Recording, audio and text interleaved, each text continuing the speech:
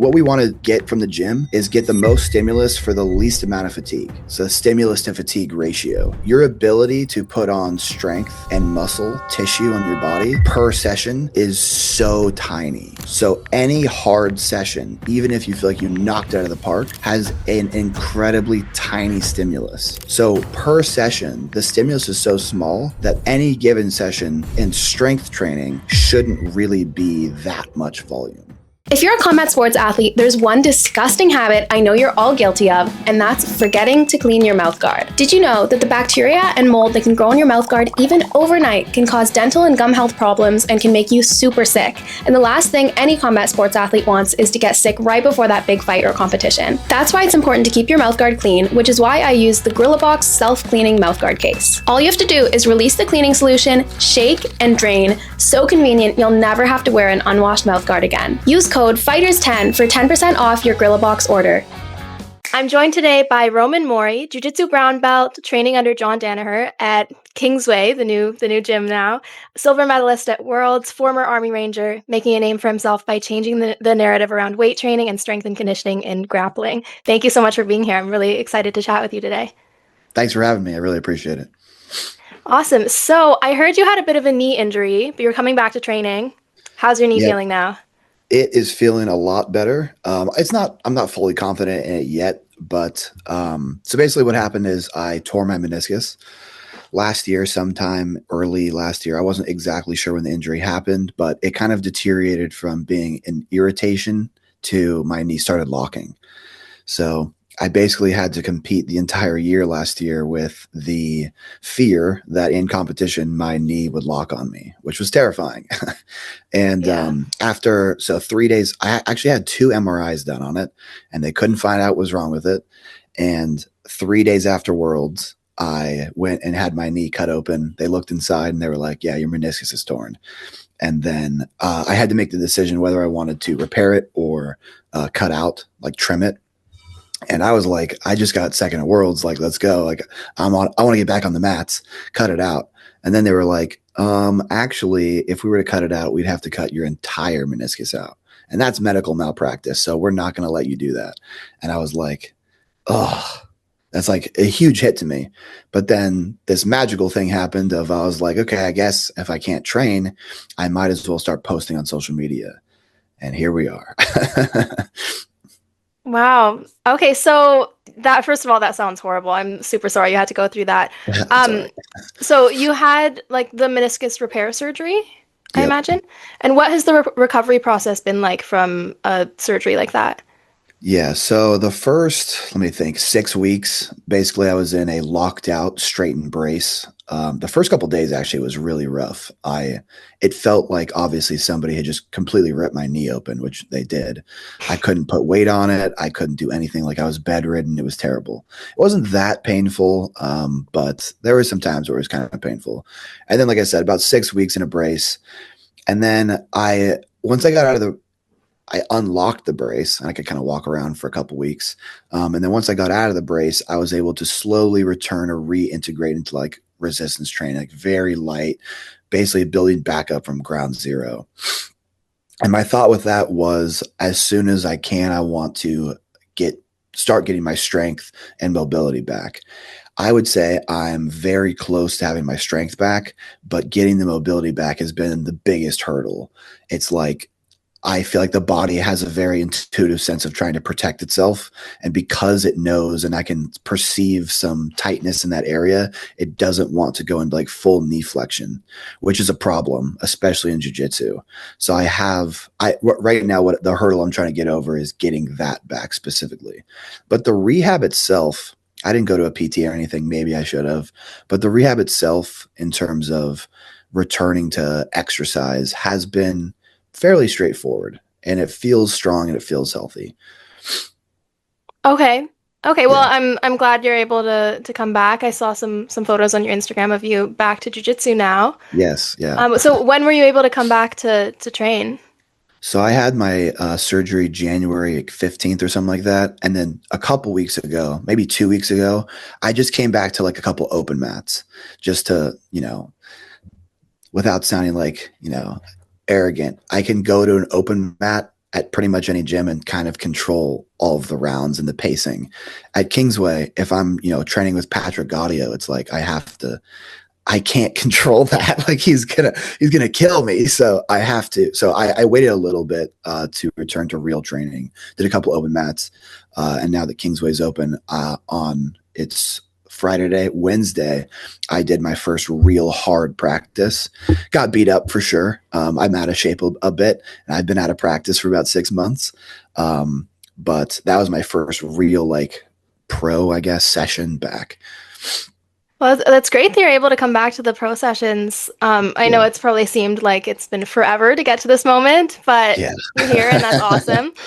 One thing I wanted to ask about is I haven't had any injuries from jiu-jitsu nearly as severe as that, but I've broken a couple toes, had some knee tweaks and that kind of thing. And I feel like when I come back onto the mat after taking some time off to recover one of these lingering injuries, I feel like I have a bit of a mental block about certain movements and yeah. my brain won't let me tell my body what I want it to do because there's a bit of a fear of re-injury or that kind of thing. Have you dealt with that at all? Extremely, yeah. So I knew when I didn't know what my injury was, I knew the exact position that would lock my knee up, which is if you're kind of sitting in a butterfly position and you go to kind of wrestle up forward where your foot tucks under your butt, that would catch my knee and it would lock. That specific movement right now for me on my right knee is still terrifying. I'm avoiding it right now. I do need to start confronting that, but it's almost like I have PTSD about it. I've locked my knee 35 times, and every time it locks, I have to forcefully pop it back in. And that was a horrible experience going through that. So even right now, I'm in the exact same boat of what you're talking about, reattacking those positions that scare you is it's a big mental hurdle because I'm sure that the tissue itself, the meniscus, is formed back together now in 6 months. But it doesn't change your brain's perception of I know this, I don't know about that, so yeah, I don't really have any advice other than I feel like it's probably the same thing as anything that scares you, and you just kind of have to do it, and the more you do it, it will get better. Yeah, it's hard to know where the line is of pushing yourself, but your brain's telling you should be nervous, and maybe the tissue isn't fully healed. You don't know yet. So Yeah, yeah, I totally get that. It's a really tough yeah, one in jiu-jitsu. So I want to talk a little bit about strength training, obviously. So personally, I am a beginner in terms of actually in both jiu-jitsu and strength training. I'm a blue belt, but I'm kind of at the point where I'm 2.5 years into jiu-jitsu and my body's starting to feel pretty beat up, and I'm kind of I know I need to be doing strength training for injury prevention and just getting stronger to make my jiu-jitsu better. So one thing that I wanted to ask, I think it's going to be helpful for the audience, but also for me personally, is yeah, for a complete beginner to strength training, what kind of if a complete beginner approached you and was there's so much to cover, how do I even go about starting to structure a training for myself? What kind of advice would you give? yeah. Well, the first thing I would say is subscribe to Roman Jiu-Jitsu, and he can help you out. No, I'm just kidding. So I would say that for a beginner, and this is kind of the fallacy that a lot of people fall into, is when you're in a beginner stage of strength training, literally anything will work because you have nothing. So adding anything will do something. I think that really intelligent programming and specific exercises and things like that matter more the more you do it. But if you're a beginner, really all you need to get good at is the fundamentals, the basics. And this is where kind of compound movements come in. I don't think that there's any huge benefit of a compound versus isolation. It's not like if you do an isolation movement, you're suddenly going to lose coordination in your body. There's some people who try to say that, but I think that compounds are good fundamentals and they work a bunch of muscles in your body. And like I said, as a beginner, realistically, you can do anything and grow. So you might as well just do the fundamentals. So, things like barbell movements, the big three, bench, squat, deadlift, and then pull-ups, dips. And then you could sprinkle, a little bit of stuff on top of that, some plyos, some sprints. And I think something that's really valuable for combat athletes are things like, circuits on the bike, like a assault bike. So I would say some very basic strength training with some generally intelligent programming about I don't need to kill myself when I come in the gym. All I'm looking to do is from one session to the next progress, and then sprinkle in some more traditional athletic work, like some plyos, like some sprints, and like some, assault bike work or something like that. I think that would, as a beginner, build like a very strong base of the pyramid for strength and conditioning. And that's kind of how I started as well. When I first started lifting, I started on a program called Starting Strength, which is literally just barbell movements and pull-ups. And the whole idea was, I can't remember the Greek character, but there was this Greek character who he had a baby cow, and every day he would put the cow on his back and walk up a hill. And obviously the cow would grow and get bigger. And so every day he had micro progressive overload, right? The cow gets a little bigger, puts the cow on his back, walks up the hill. And eventually the cow's a full grown cow and the guy's walking up the hill with the cow. That's the exact same thing as strength training. Is you're not going to make some big leap from 0 to 100 overnight, but you can go 0 to 1, 1 to 2, 2 to 3. And as a beginner, you have the biggest ability to basically have the adaptation of progressive overload. So as a beginner, fundamentals, and then the most important thing is you need to be progressing. And this is what people miss in the gym is they think that you can just lift the same weight over and over and over, and that's lifting weights. No, like we need, so people get confused too. Progressive overload itself is not a thing. Like you don't do progressive overload. Adding 5 pounds to the bar is not doing progressive overload. Progressive overload is an adaptation that occurs from lifting, and you're able to display it. So by adding it, you are displaying that you can do it, which is where the programming comes in. But obviously I'm rambling at this point. All I'm saying is do the fundamentals and add weight over time. Pair those two together and you have a very, very solid strength and conditioning program. Okay, that sounds like a great starting point. I love the cow analogy as well. That totally helped it make sense for me. So when someone's, hearing this and wanting to do their first session in the gym, or maybe go about structuring their session, what kind of how many muscle groups, we're getting into the weeds a little bit here, but you know what I'm kind of asking. I know exactly what you're saying. Yeah. And I mean, this is probably the main questions I get on a day-to-day basis and DMs and stuff of how many sets should I do? What should I, and it's on one hand, I have good general rules of thumb. We only have so many effective sets per session in terms of actually being able to recruit motor units. It's probably for most people anywhere from 10 to 12 sets in a session. So you could spread that out. I would say for a beginner, 3 times a week in the gym, a full body split, right? Not biasing. You don't need to do chest and arms and then back and shoulder or something like that. Just do full body 3 times a week in the gym. And then just spread that full body volume across around 10 to 12 sets. So that could look like 4 exercises, 3 sets a piece. That could look like 6 exercises, 2 sets a piece. It's kind of up to you how you want to structure it. Just train your whole body and do it 3 times a week and keep it somewhere around 10 to 12 sets per session. And then if you want to go further in the very specificity about programming volume, somewhere in the realm of maybe 6 to 10 sets per muscle group is probably the cap on recoverable volume.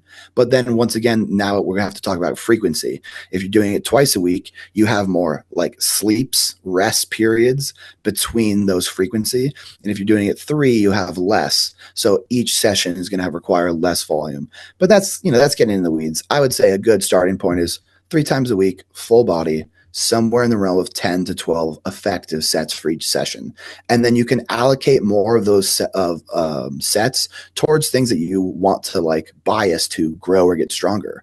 So if that is I really want to get my legs strong as heck, you can bias a little bit more of those sets towards squats instead of the rest of your body. If you're not super, you don't need to really hit biceps or calves, maybe just 2 sets for those a session instead of 4. So it's kind of up to you how you want to spread it out and allocate it. And another thing too is there's two strategies too. There's give everything the same volume and grow everything basically at the same rate, which I would recommend it for a beginner because you have no weak points, because you have all weak points. Everything is a weak point. And then there's someone like me who, I've been lifting for almost a decade. And it's like, if I want to bias, let's say, okay, I want to get bigger biceps or stronger biceps, whatever it is, I need to probably allocate more volume to that and reduce the rest of the stuff just to like maintenance volume. But like I said, we're getting into the weeds there. And I hate giving numbers on stuff because then I'll show something else and they're like, oh, you said this. And I'm like, guys, we're talking about like moving weight around. It's not an exact math. It's not an exact science. We understand mechanisms and we understand like general recoverable guidelines for like the human body. But to assume that like me and Michael Phelps can swim the same laps in the pool without getting tired or not being recoverable is ridiculous because he's a professional athlete. So we all are in different bodies. There's just some general rules of thumb.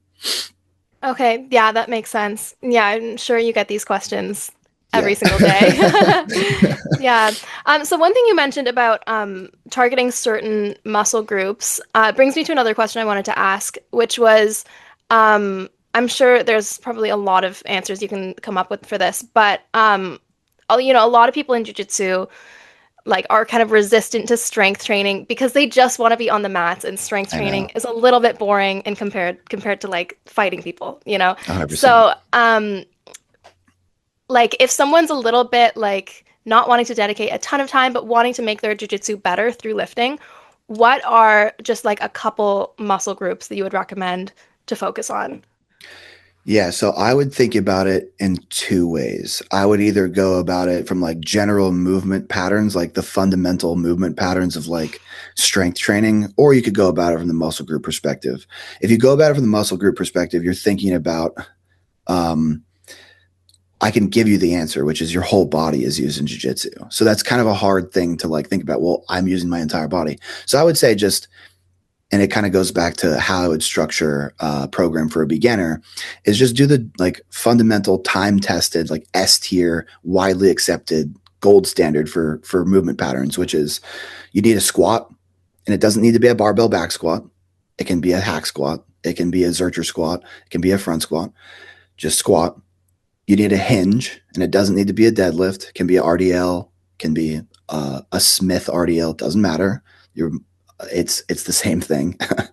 You need to press in the horizontal plane, right, on your back, and you need to press in the vertical plane. I'm not going to use the actual planes of motion terminology because people don't understand that. So I'm not going to try to sound smart and use those. So press horizontally, press vertically, and then do the same thing with pulling. Pull horizontally, pull vertically. Once you have those down, now you can add the cherries on top, right, of like elbow extension and flexion, knee extension and flexion. For those, that would be a bicep curl, tricep push down. And then for the knee extension and flexion, it would be a leg extension and a hamstring curl. Those are the cherry on top, though. With a squat pattern, a hinge pattern, pressing or pushing and pulling in the horizontally and pushing and pulling vertically, you cover your whole body. You just aren't getting direct work for something like a bicep or a tricep or something like the vastus medialis in the quad. So cover the basic movement patterns first, then sprinkle the rest on. Okay, that makes sense. So I have another burning question for you. I'm sure you also get this one a lot, but I think it's an interesting one. So what do you think are the biggest mistakes that you see grapplers make when they do strength training? Yeah, I see three main ones. I think the like functional stuff is less popular than we see online. I think people go into an LA Fitness and they just start working out. And so I would say the first thing that people do is they do too much volume with no idea around programming. So they'll just go in and do like, 30 seconds of rest with like 5 sets of bicep curls and 5 sets of tricep pushdowns, 5 sets of bench press, and it's like, dude, relax. You don't need that much volume. So that's the first thing, is just going in the gym and doing way too much, because the idea, what we want to get from the gym is get the most stimulus for the least amount of fatigue. So stimulus to fatigue ratio, your ability to put on strength and muscle tissue on your body per session is so tiny. So any hard session, even if you feel like you knocked it out of the park, has an incredibly tiny stimulus. So per session, the stimulus is so small that any given session in strength training shouldn't really be that much volume. So that's the first thing. The second thing I would say is it's the functional stuff, right? It's like people are majoring in the minors. I don't think that kettlebell stuff is horrible, but for anything you can do with a kettlebell, there's generally something more easily loaded and less barrier to entry skill wise. Instead of doing a kettlebell swing, you just go do a heavy hinge, a deadlift, an RDL. Instead of doing, a clean where you have to rack the kettlebell, just do some clean pulls. You don't even need to learn how to rack it. If you want to do overhead stuff, push press. So the functional stuff of like balancing on a Bosu ball or, tying bands around your waist and doing wrestling shots, that stuff is usually either not effective or what I would consider the minors of like the meat and potatoes need to be done first. And the meat and potatoes are those general movement patterns that we've discussed. And then the third thing is, and this kind of goes to the first one, but the third one is people have this idea that they have to have a hard workout to have an effective workout. And so it's a little bit different than just going and doing volume, but people go and do like circuit training, or they'll just like try to kill themselves. They have to be, in a pile of mush, and they have like do the Tom Platz like 10 by 10 squats and like, oh, I can't even walk down the stairs. Like my workout was so hard. And it's like, what are you doing, man? You have to go practice after this. Like, what are you doing? It doesn't even make any sense. So, I guess the two main things are doing too much, going too hard, and not understanding how adaptations work. And then two is majoring in the minors. Okay, that makes sense. I kind of feel like that's kind of like a myth that you need to be drenched in sweat at the end of Yeah. your Yeah. weightlifting, and I think that's maybe something that a lot of people who do jujitsu, a misconception that they have about strength and conditioning, and I feel like that's something that kind of holds them back from doing it because they're like, I don't have the energy or the time in the day to like get to that point. It's going to take away from my jujitsu if I'm too exhausted and whatever. Yeah. You need about, I don't know, 20 minutes of active time in the gym. You're probably going to be there in about an hour because you should rest about 3 minutes in between your sets, but you only need about 20 minutes of effort. So like I posted a reel the other day of me doing 100 push-ups and then splice the screen. On the other side, I'm doing really heavy dips. I do 6 reps. The dips and the push-ups, the 100 reps of the push-ups, just going hard on push-ups, and literally 6 reps of dips, which took me 12 seconds. Those have equivalent stimulus, but one is going to have a massive, massive fatiguing issue. And the other took me 12 seconds. I get off the dip bar and I rest 3 minutes. I didn't even break a sweat. It was hard for the 6 reps, but it's like I said, we're chasing adaptations in the gym. We're not chasing like fruitless exercise. We're not working out. We're not exercising. We are training, because training means that you're working towards a certain goal. That's so interesting. And so I'm sure this probably varies depending on like where you're at in camps, if you've got comps coming up and that kind of thing. But what is your regular schedule in terms of like jujitsu and strength training? Yeah, right now, obviously, I'm working back into the intensity. So right now it's definitely different. But when I'm in full swing of things, and this is going to depend, person to person on how adapted you are to training. But when I was super adapted to training, like last year, preparing for, worlds or pans or something like that, I was training around, hey, let me say this before I get too far into this. You need a rest day, one day completely off per week. John will disagree with me on this, and I'm sure Gordon will. And I 100% wholeheartedly believe every human being needs one rest day for your mind and body. But outside of that, I was doing about 6 days of jujitsu, and some of those were doubles, basically as many as I could tolerate doubles. And then I was doing somewhere, I think most intelligently is somewhere between 2 to 4 days of lifting. Although personally, I I love lifting. It was my first passion in fitness. And so I tend to go more towards 4, sometimes 5, because I'm a psycho. Don't do what I do. But somewhere in the 2 to 4 is the like a golden range of strength training. So it would usually look about 6 days, like Monday through Saturday of jujitsu, a couple doubles sprinkled in, and then 3 to 4 lifting sessions on top of those. And also, I always lift before the hard cardio, which is jujitsu. And the reason I do that is because the 2 main drivers of strength and hypertrophy is motor unit recruitment and mechanical tension. Now, mechanical tension is going to happen when you place load on the muscle, but motor unit recruitment is something that happens on a nervous system level of your nervous system recruiting the muscle fibers in your muscle. And if you've just done a hard jiu-jitsu session, you will never have maximal motor unit recruitment. Now, here's the thing. The motor unit recruitment that it requires for me to do, a set of 6 on dips is not going to detract massively from a jiu-jitsu session following that. But a jiu-jitsu session prior to that is going to massively detract from my ability to do that set of 6 on dips. So that's why I do it before. That's interesting. That is a mistake I've been making then. Yes. And here's the thing. If all you have time to do is after, it's always better than not doing it at all. I'm not saying skip it, but I would say if you can fit it in your schedule, and for everybody, it's not, a possibility, I would do it before.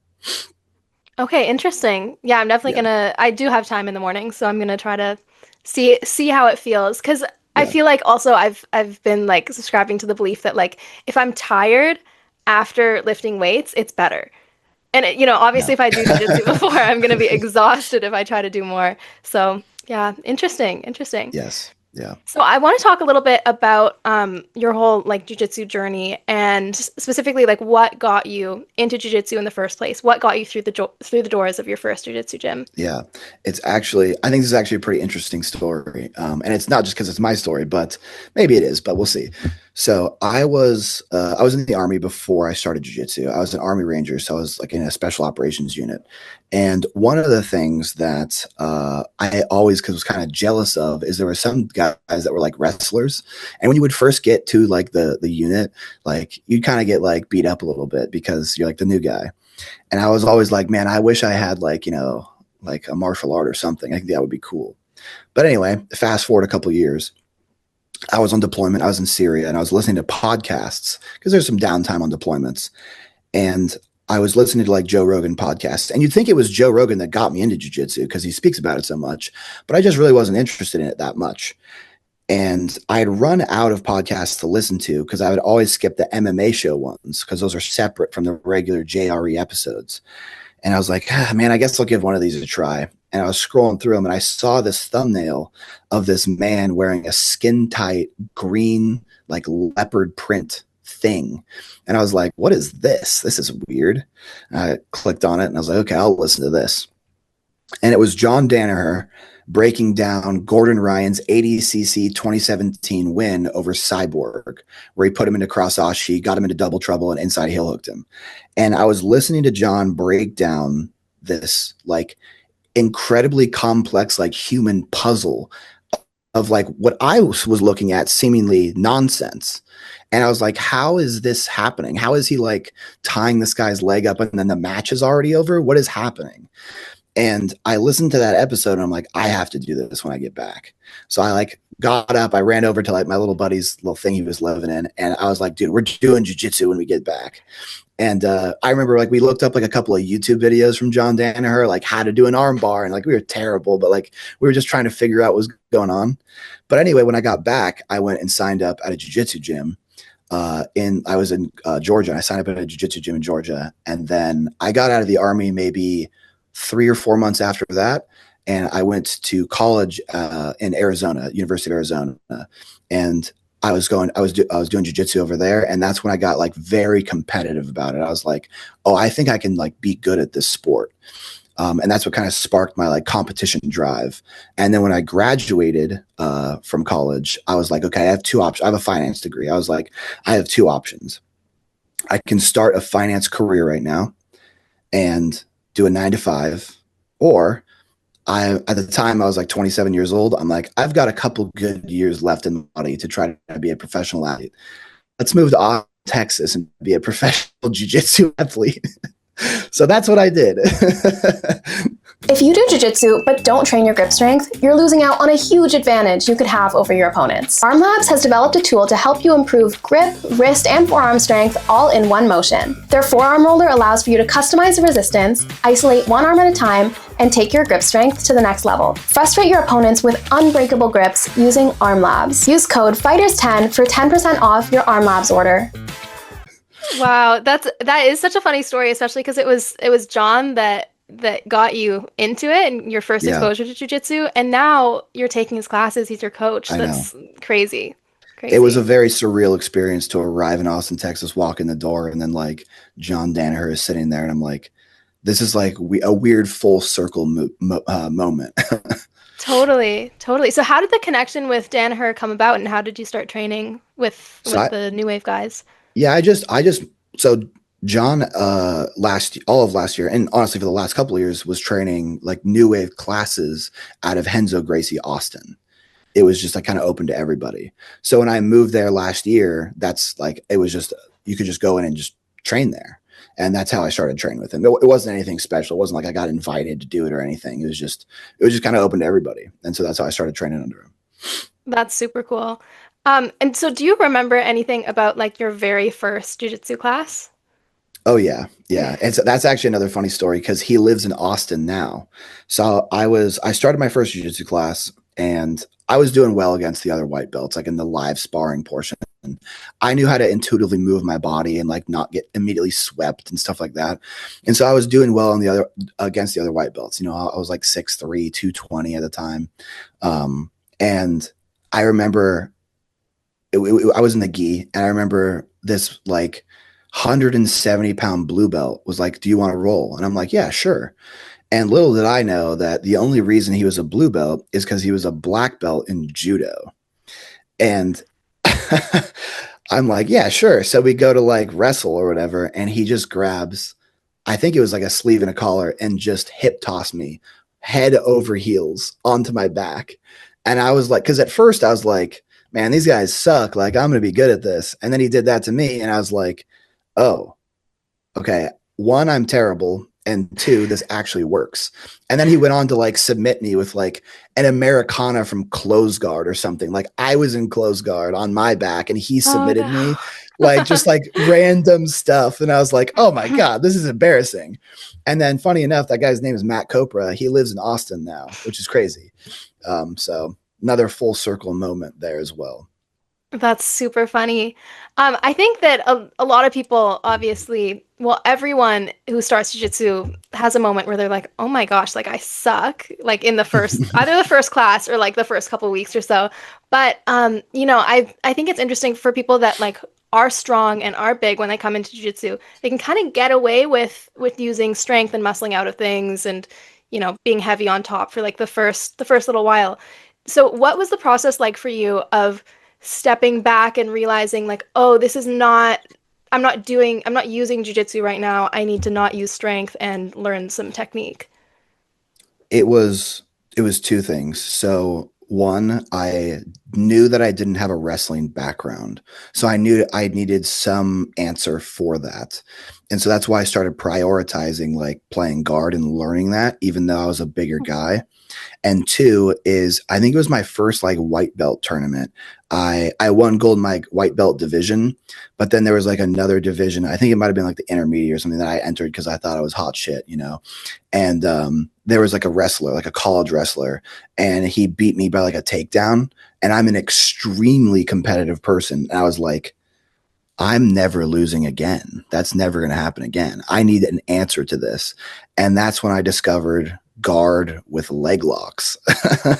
And that it wasn't even like man, I'm just using my strength. It was literally just like, I want to be able to beat everybody, no matter their background. And I can't out wrestle a guy who's been wrestling 10 years, but I definitely can grab his leg and try to take his foot off. So that's kind of what got me into prioritizing bottom position and learning that from a technical perspective. And my run that was just most recent at Worlds was completely through playing guard.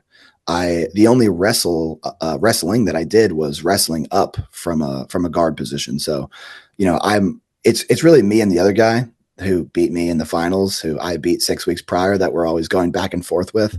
We're the only two ultra heavies at brown belt adult who play guard, and we're both the most successful. And that should tell you something too, of like, there's something to be said for a big guy who can play guard. It's a really important skill. So it mostly came from a place of competitiveness, of like, I want to win.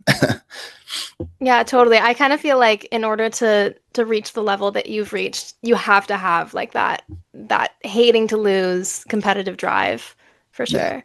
Yeah. 100%. Yeah. So, would you say that your style in jiu-jitsu has remained relatively consistent, or has your style kind of like developed and you've had like phases of, okay, now I'm going to sweep and pass, or has it just all kind of been like guard leg locks?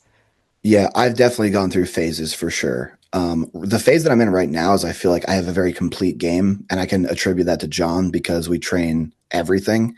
Like, we forcibly train positions. Like, we do mount, turtle, seated versus standing.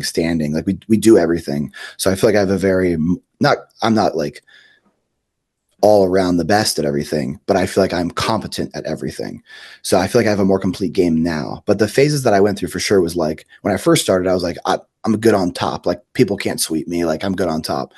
And then the second phase is like, okay, I need to play guard, and then I need to do leg locks. And then when I was doing more IBJJF, and I realized that like leg locks were like very handicapped in IBJJF, because this was back before they even legalized heel hooks at brown and black belt. So I was like, okay, I guard is a good position, but I need some other answer without leg locking. And so I got into like single leg X and X guard. John would crucify me if I said those words. I'm just using those so everybody can understand what I'm saying. I'm not going to say Arimiyashi Garami because nobody knows what that is. But yeah, so I got into like using leg entanglements to sweep and wrestle up and come up.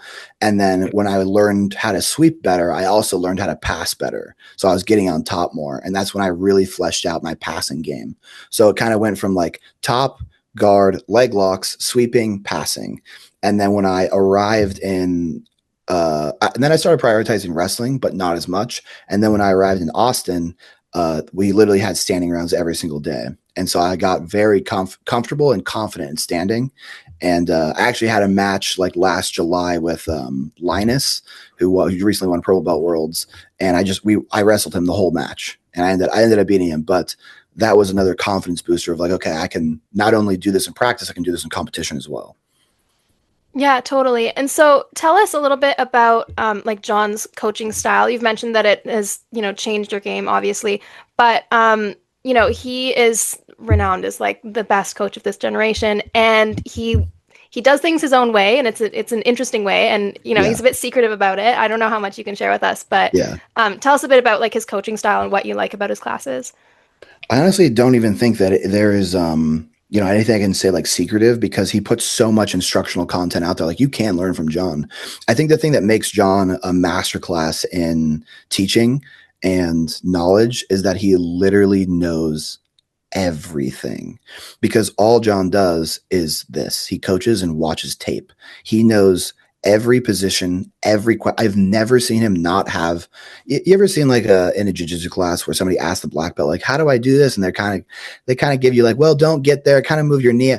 John always has a very specific, concise answer to every position on every question you could ever ask. He literally knows everything. And I don't mean that as like, oh my God, he's like a sensei. Like, he just literally is a data bank of information. And so coupled with that is that he knows how to teach his athletes a complete game. He's not only good at one thing, like many black belts, especially because they're former athletes who then go and open a gym, have like their A game. John has an A game understanding of every single possible position. And then he'll like focus on things from time to time. Like, maybe we're going to focus on crucifix. Maybe we're going to focus on breaking down turtle. Maybe we're going to focus on 4-point. Maybe we're going to focus on back attacks. He just has that understanding and deep understanding of every single position. And then he has the ability to explain it and teach it and honestly demonstrate it too. Like he's a 60-plus-year-old man and he's doing full like feet to head inversions into cross ashigurami. And I'm like, you're doing that better than me. Like, what is happening? So he's just a wealth of knowledge and an incredibly good instructor at being able to display it and convey it to his students. That's pretty crazy.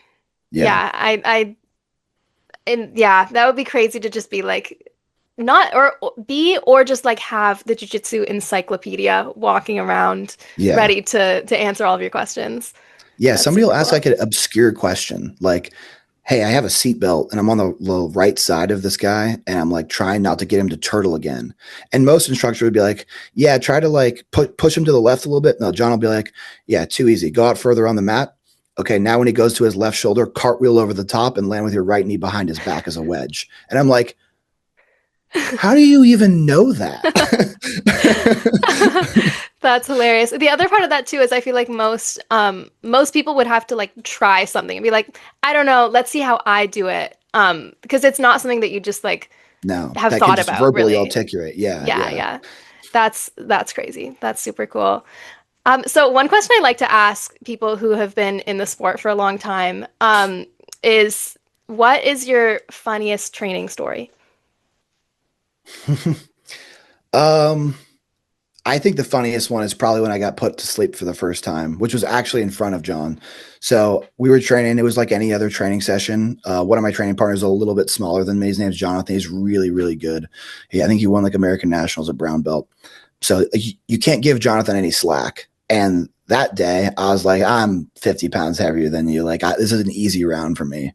And I remember he was playing seated open guard and I like grabbed both of his ankles to kind of just like tori onto him real quick. And he snapped me down into a front headlock. And usually when people put me in the front headlock, I'm like, I'm going to get out of this. Like you can't hold me in this position. And then all of a sudden he has long, long arms and he just like slid into an anaconda and rolled me through. And still on my head, I'm like, I'm going to get out of this. And then like, I'm just kind of laying on the mat and like staring at the ceiling. And I'm really confused at like why I'm staring at the ceiling. And I'm kind of like breathing hard. And then I sit up and Jonathan's just looking at me and I'm like, what? And he's like, are you okay? I'm like, oh, that was tight. And then John's like, Roman, come here. He's like, just sit this next round out, buddy. Oh man, that is Yeah. hilarious. Yeah. Yeah, sometimes it just sneaks up on you. I haven't been put to sleep, but like I've had like my vision going black and I'm like, okay, I can't keep pushing this Yeah. anymore. Yeah. Yeah, that's hilarious. Is that your first and only time getting put to sleep? That is the first and the only time I've ever been put to sleep. I've had the same experience of you, like almost like, oh man, that was close. But that was the first time I went out and had the experience of like, I'm here in reality. Time happens here and then I'm here and I have no idea what happened in between these two time points. I just remember jumping from this one to this one. That's so crazy. Yeah. Yeah, that reminded me, because the times I've gotten the closest to going out have been with bow and arrow chokes, and so that reminded me to ask you, have you ever really trained in the gi? Yeah, so I started in the gi when I first started training. I trained probably, let's see, four-ish months when I was in Georgia, and then in between moving from Georgia to Arizona, I moved in with my brother for like a couple months in North Carolina. I was training at a gym called Team Rock. That was almost exclusively gi. And then when I moved to Arizona, it was 2020 because I started in 2019, and so it was during COVID. So when I moved to Arizona to go to college, there was no gyms training. And the first gym back open, because I was like rabid for jiu-jitsu, was a 10th Planet. And that's when I pretty much dropped the gi. I ended up switching schools to a different one later on and putting the gi back on for probably 6 months or so. That was at Purple Belt. And I went and competed at some local tournaments in the gi again, just for fun. But I would say I'm way less in the gi than I am in no gi. Like I'm not an expert in gi, although I find it definitely fun. And I would love to eventually like maybe do like a training block of like, 3 months or so in the gi and like try to win like an IBJJF open or some stuff in the gi at brown belt. I think that would be fun because I do enjoy the gi. And honestly, putting it back on at purple belt, I was worried that I was like, oh man, am I going to get it destroyed by like the white belts? And what I found was especially going from no-gi to gi, I was like, oh, I'm good at grappling. I'm just wearing something different. I just changed my grips from instead of grabbing a wrist, I would just grab the sleeve. So everything still worked. I was just a little bit less than I would be in no-gi. Interesting. Yeah, like I do kind of find that I I feel like I have like blinders on when it comes to the gi because I like no-gi better. So when we learn lapel Yeah. stuff, I'm like, yeah, yeah, and then it's gone. Yeah. You know? But Yeah. when I go from like a big chunk of training no-gi and then go back to the gi, I can kind of just like use the no-gi stuff I've been working on in the gi, except sometimes I get loop choked, you know? It happens. Um, yeah, but some people I've talked to for interviews have talked to me about the benefits that they've seen of starting in the gi and then transferring into no gi. They feel like the Mhm. gi gives you like such a good like fundamental understanding of like balance and grips and just like an overhaul of like jujitsu fundamentals that you get in the gi Yeah. versus starting in no gi. So what do you think about your experience starting in the gi and then transitioning into no gi? So I think it's kind of like the gi is kind of like I don't know if you ever watched Dragon Ball Z, but it's when Goku wears like the weighted clothes and then he takes them off and he's even better. I think that's what kind of the idea around training in the gi than going to no gi, where it's like I'm inside control. I can't just like slip out of here in gi. I have to work through all the things. I don't think that particular thing makes you better of having to do different or like more intricate techniques to escape side control if you had just taken that same approach in no-gi. So I had the same mentality of like, yeah, the gi makes you emphasize fundamentals better because in no-gi you don't. But then when I moved to Austin and was starting to learn from John, like real escapes, because that was one of the things that I was lacking and was like actual technical escapes, not just being athletic and wiggle my way out, is if you just take the same approach in no-gi as you would in the gi of like getting your knee back in, getting your elbow back in, using a kipping motion to bring your knees back in front, now go into an attack. If you would just take that same approach in no-gi, I don't think that you get a benefit from being in a more friction covered clothing as like, training wheels almost. I think that in the Goku scenario, it's like you can run sprints with the weighted vest and be slower, or you can just run sprints and you'll get good at sprinting. So I don't think that it has the effect that we might think it does if you were to just take a technical approach as well in Nogi. Interesting. Interesting. Yeah. Maybe I think it's easier to like see see the more technical aspects, the more technical details of certain techniques or positions when you have a couple years of jujitsu already. But then as a beginner, it's Yeah. harder to recognize that. So maybe there's a bit of a fallacy going on of Yeah. when you start, obviously you can't ignore the little details as much because you'll never have success in the gi if you ignore grips or that kind of thing. Exactly. Yeah, I think it's Yeah. like psychological. Like you could, if you're a big, strong guy and you just train nogi and you don't emphasize those techniques, you can kind of just like push people off you and wiggle your hips out when that just wouldn't work in the gi. They're going to grab, under your collar and pin your down to the mat. Like you're not going anywhere. So in that regard, it forces you to emphasize the techniques. But like I said, I think if you were just take that same approach, it probably will have the same effect. I don't know because it's not a science. What do I know? Mhm. You know? Yeah, exactly. Yeah. So one thing I wanted to ask you about is obviously everybody has like their own different mentality for competition and things they do to prepare mentally for competition. But I feel like you probably have quite an interesting perspective on this. Because you've obviously been in a lot of high stress situations with your time as an army ranger. And I wonder kind of if that's um, changed kind of like what your mindset is now compared to other people when it comes to the stressful situation of like a grappling competition. Yeah. So I think, yeah, a couple things. I think one, no matter how many times you compete or no many times you've done stressful things, you will always feel nerves. You will always feel fear. That's one thing that will never go away. It's not like doing a mission in the Middle East has prepared me to do a jiu-jitsu competition in the sense of like because I've done this, I don't feel fear doing this. But I think what my background has allowed me to do is find good strategies to deal with that, find ways to inoculate myself against that, and kind of like have the thinking processes to help me deal with the nerves and the fear. Because we all, I'm sure, have all felt the same feelings of like, you standing in the bullpen and you kind of have a moment of fleeting, like, do I really want to be doing this? Like, do I really want to go out there? Like, do I really want to be here? And I call those, excuse my language, I call those like bitch thoughts. And like, you're going to have them and accept that you're going to have them and let them pass.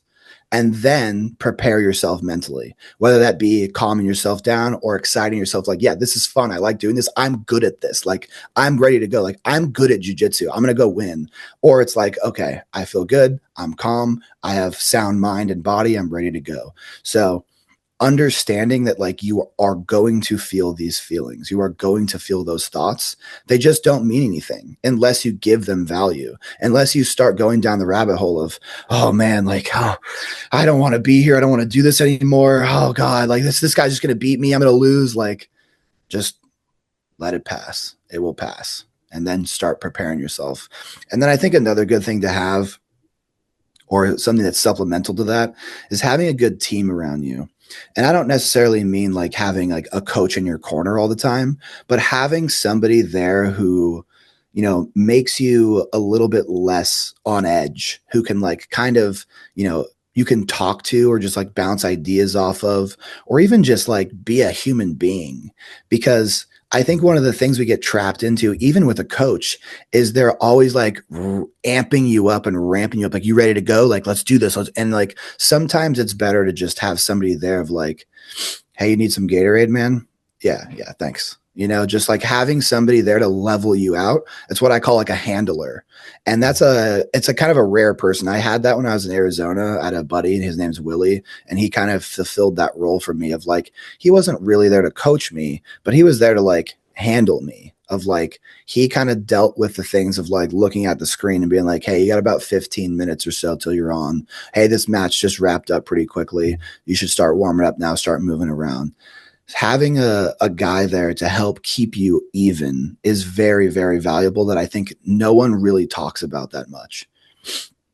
That's so interesting. Yeah, I've asked a bunch of people this question and nobody's mentioned that. But when I Yeah. think back to like the competitions where I felt the most like mentally present and like chill and like Mhm. not chilled, but like neutral, not Yeah. particularly amped up or, down on myself. It's been when I have someone there that's like I don't have to think. They're keeping track of things for me and it's just kind of more neutral and Yeah. chill. Yeah. I Yeah, agree. that's so I interesting. like that state of mind as well. Less so the like amp yourself up, like, let's go. This is super important. You need to go. Like, this is the biggest tournament of the year. Like, that thinking isn't going to make you perform any better, because there is no benefit to like extra nerves. You already are nervous. You already have adrenaline. Increasing your adrenaline past that point is kind of counterproductive.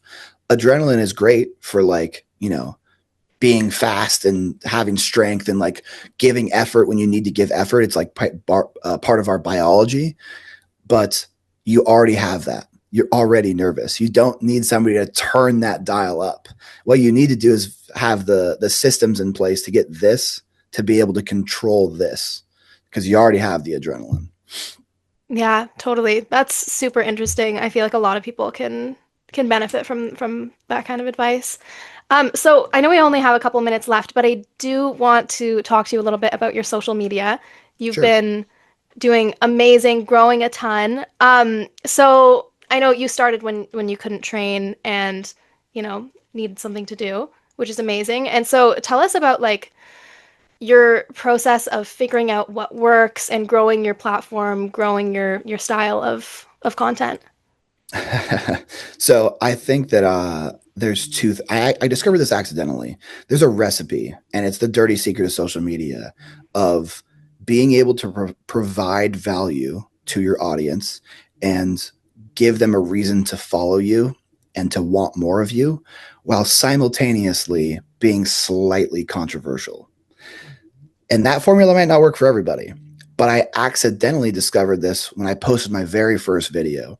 It was a breakdown of me against a guy at Nogi Worlds who was probably 10 pounds heavier than me, maybe an inch taller. And I exaggerated a little bit. And I was like, if you're a bigger guy in jiu-jitsu, one day you're going to come across somebody way bigger than you, and you're going to need to play guard. And then it was a highlight of me playing guard and like hitting him with a pretty cool armbar.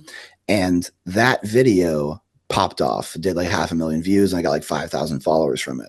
And what I realized is 80% of the comments were like super positive, like, yes, this is what people need to hear. I love hearing this. And 20% of them were, he's not bigger than you. You're so much bigger. What are you talking about? And I was like, okay, there's something here.